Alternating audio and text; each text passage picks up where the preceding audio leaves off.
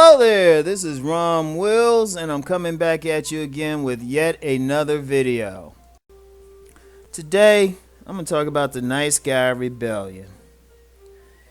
And before I even go further, I want to give a shout out to a fellow author and gentleman whose career I've seen rise over the past for a long time really, and that's Alan Roger Currie of Mode 1. I hope I said that joint right. Anyway, he's the author of a recent book, The Beta Male Revolution, and it really captures the essence of what's going on out there now. Now, let me give you some background to why I'm even talking about the Nice Guy Rebellion. Because everybody knows what it is. Everybody knows what it is, and it's happening today. But let's turn the clock back to 1998, right? And I didn't realize it back then, but I was a prophet. Now let me explain the situation back then. There was no YouTube. There was no social media. I mean, at best you had message boards. At best, and you had like those slow ass dial-ups and everything. People weren't walking around with smartphones. And one of the things that you had back then, you had women just going in on men. And in this case, I'm gonna talk the context. I'll talk about is really I'm gonna focus on the black community, even though this is something that's really universal, because the context of what I'm about to get into is really the black community. And back then, I mean, sister, a lot of younger people don't remember. They think, all these brothers getting on social media saying this, that, and the third about sisters is just some shit that started in 2006 or something. And nah, that's just when brothers started speaking up. Any black man who came to adulthood in the 80s and 90s will tell you it was going back years, and sisters it's almost like a constant microaggression by black women against black men. It's like nothing we could do was good enough. And I mean, you had books, industries just saying black men weren't shit. If you wrote a book back in the 90s, if somebody wrote a book and all they had to do was somehow defame the black man, that shit got published. It was easy. I mean, it was so jacked up. Even men were writing books defaming black men. Men were writing them. So it was easy money. All you had to do was just write something empowering the sisters, saying the brothers weren't shit, and you made out like a bandit. Hell, even myself, I wrote a pamphlet. That's what got me started. A pamphlet called "Finding a Good Man." And it wasn't bashing the brothers, of course, but sisters ate it up. Because it was all about finding a good brother. Sisters ate it up. I mean, that was like a gold mine back then. And the brothers just took it. The brothers just took it. Even a lot of people, I remember the Million Man March. And a lot of people don't remember that one of the main themes of it was atonement. Basically black men saying to sisters, look, we fucked up. We ain't do what we supposed to do and everything. And I remember back then, the atonement idea, and that, we're just fucked up even though sisters were just coming at us. Only a few brothers spoke out against that whole atonement thing. They were like, what the fuck we got to atone for? Only a few. And they were usually drowned. Their voices were drowned out. Like back then it was so jacked up. The only thing that really, you had Sherazade Ali. She did her Black Man's Guide to Understanding a Black Woman. And there was a big firestorm over that. But even with her, and I respect what she wrote, but she wrote something, a Black Woman's Guide to Understanding a Black Man. So, and even though brothers took it a little bit better than the sisters, they were still in that same vein of what we weren't doing.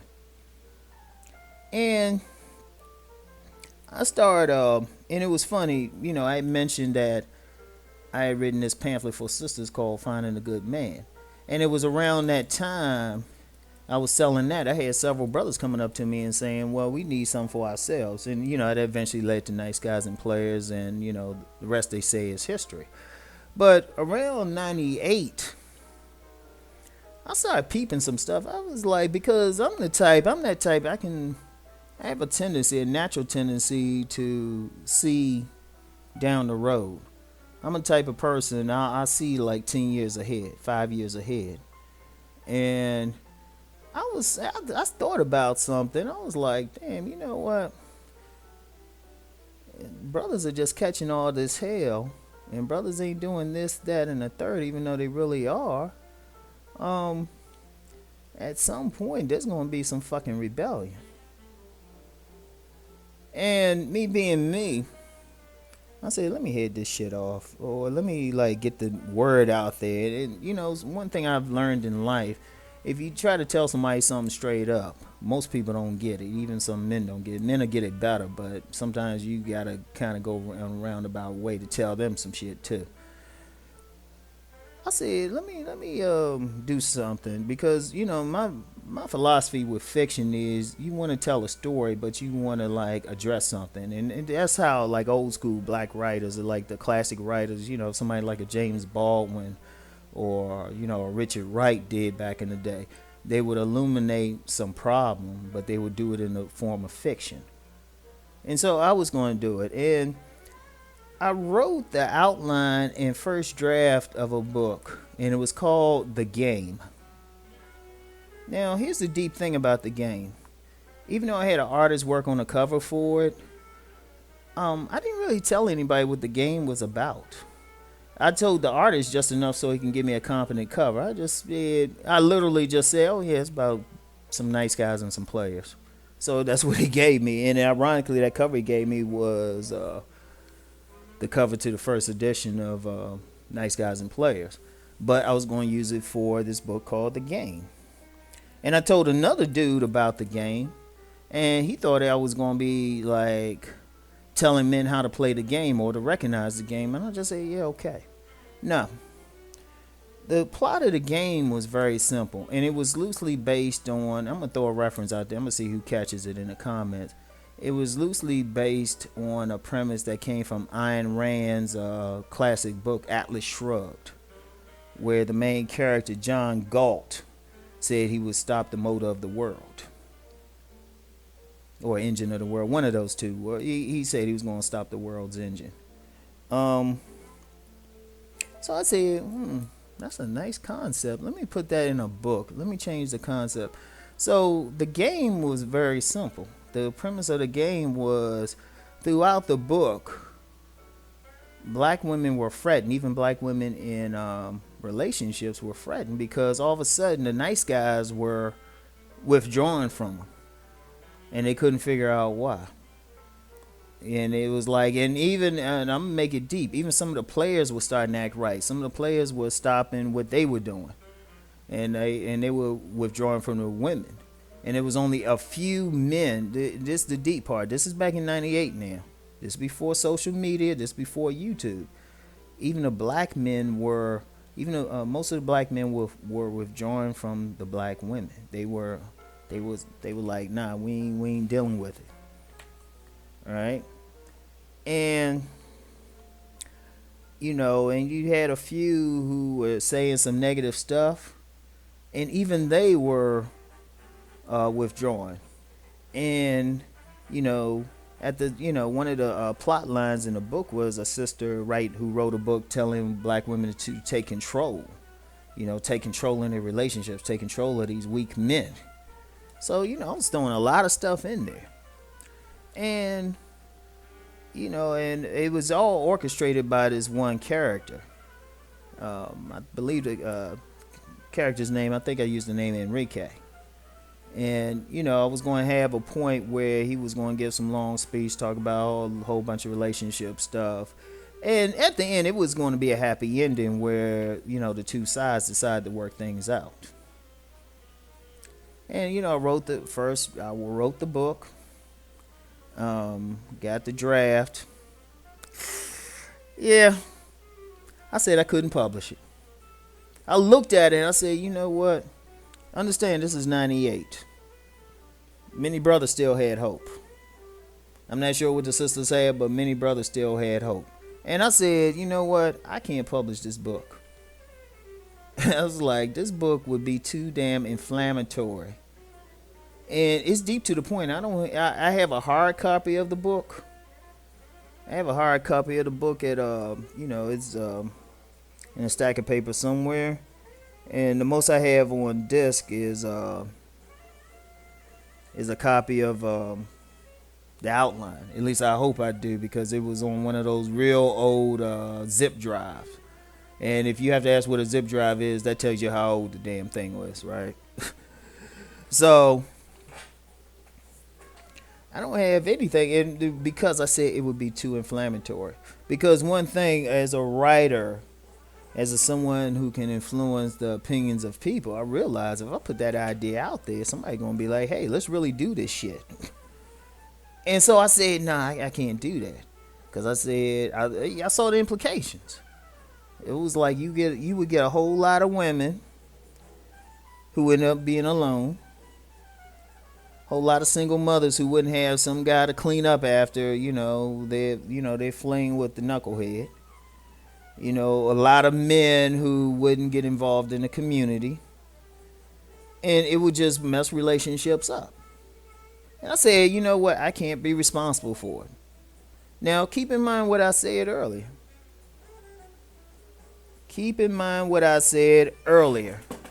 I didn't tell anybody what the book was about. Remember, I didn't say a word. I didn't even tell the woman I was dating at the time what it was about. But yet, you fast forward to, this is 1998, you fast forward to 2016, and the plot line of that book has come to fruition. Now, instead of one Enrique, I got several. I got several dozen just on YouTube. And then you got dudes with books out there all over social media. And maybe, shoot, you might even have a few hundred, to be honest. You got several pages where you have brothers actively saying, "Hey, don't mess with single mothers. Leave these women alone." You have entire movements of black men who are saying, "Don't mess with black men at all. Let's go overseas." Everything I had, every single angle I had in that book has come to fruition. And I ain't gonna say I'm proud or anything, because you know what? I saw something coming. I thought I had a solution, where people could talk it out. But, I said, I didn't want to put that idea out, because I said, well, maybe something will happen. But it happened anyway. And the fact that it happened anyway is something that we need to really need to think about. Because that's what's happening. The guys, the nice guys, the so-called beta males, the beta bucks, the cleanup men, they saying no. Because when I look at my own videos, the ones I'm still answering comments from my video where I said black men refuse to be cleanup men. I'm still answering comments from my video where I talk about the rejection of good black men. And everything talked about on social media now, I saw in this book before social media existed. Before anybody even thought about it. You couldn't even find anybody who would think about a video sharing service would exist like this. And I'm just like, damn. And that's what we had. And you know what? I know some people are like, well, what's the solution? What solution I had? Well, the solution I had was like some adults talking to each other, realizing all the shit was stupid. But I'm looking at it now and I'm like, well, we're asking the same people pushing this thing, because you got men and women on both sides pushing all of this. And because, shoot, I'm going to tell the nice guys, I'm going to tell the so-called betas, oh yeah, you need to work it out with these women. These dudes getting rejected for little things. I'm supposed to tell them. Like I said, if I look at the videos that are my most popular, it always says that thing. Successful men getting rejected, or, some dude who done worked hard asked to be the cleanup man. And what I'm supposed to say to him? Oh yeah, go ahead and be the cleanup man. Shoot, it's some crazy stuff, but you know that's what's happening. And I'm gonna be honest, and I'm inclined to think there ain't no real solution. Some people gonna have to live with whatever decisions they made, choices they made in life. They gonna have to go to their grave with it. I'm just got to be cold blooded about that shit now. Is for a lot of, for some men and a whole lot of women, it's gonna be about survival of the fittest.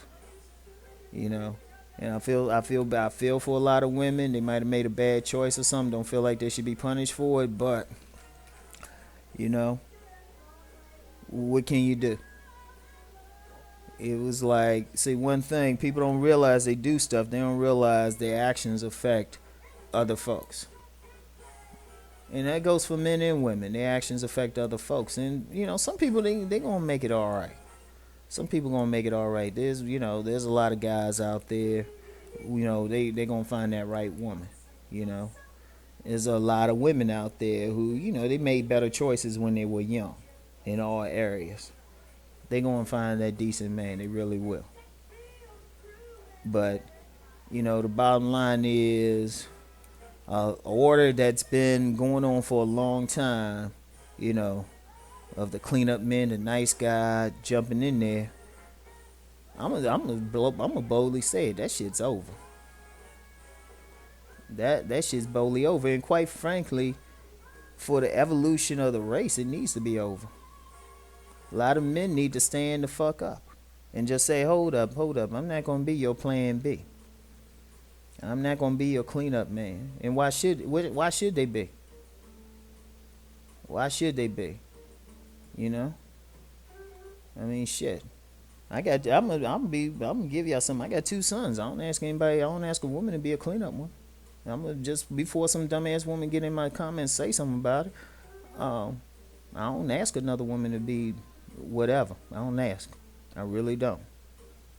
If I deal with women, I let them know, hey, this the case. I don't ask you, maybe we can spend some time together, but I ain't asking you to be that stepmother. So, to me, a lot of women can't ask these guys to be cleanup men. And it's not even just, clean up after, trying to raise somebody else's kids. You got a lot of men who are financially responsible. And you got some women out here who are financially reckless. And they asking this guy to, like, take care of them. You got a lot of guys who worked their way, they stayed out of trouble. And they asking some woman who hasn't done nearly as much work. Some women's asking them, hey, well, you should take care of me. You should want to take care of me. And, there's that thing, like I talked about in one of my videos, the house of the man. A man wants to protect and provide and all that stuff. But not just any woman. That's the trick, y'all. He wants to build with a woman. He wants a woman that's having his seed. Not somebody else's seed. Because in another video, I talked about a man's boundaries.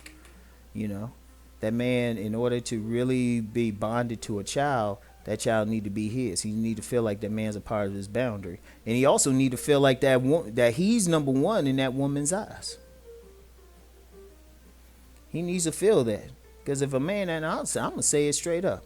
Any man out there, if you with that woman, you don't feel like you number one, don't shit. At best, maybe have some sex with her if you just got to get your shit off. But the best thing is, like, don't mess with her at all. Like, if you dealing with her, and this ain't about, like, who she dealt with in the past. This really ain't about that. It's about if she with you now, at that moment, are you the priority or are you just the fallback? Now, if she meets you and she think you the bomb, you number one, hey, go for it. Regardless of what she did in the past. Maybe she learned some stuff.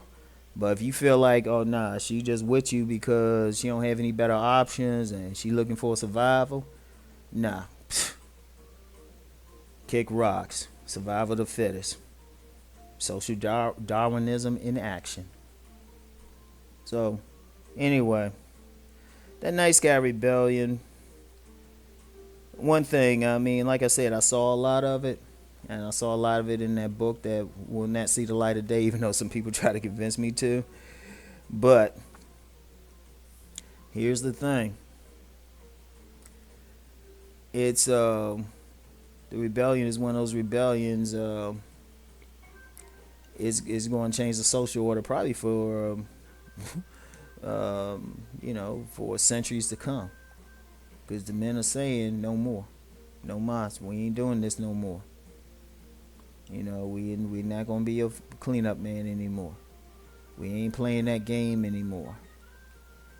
And a lot of people, there's some people think, well, society will collapse or the social order. Like, no, it won't. Just a new one will emerge.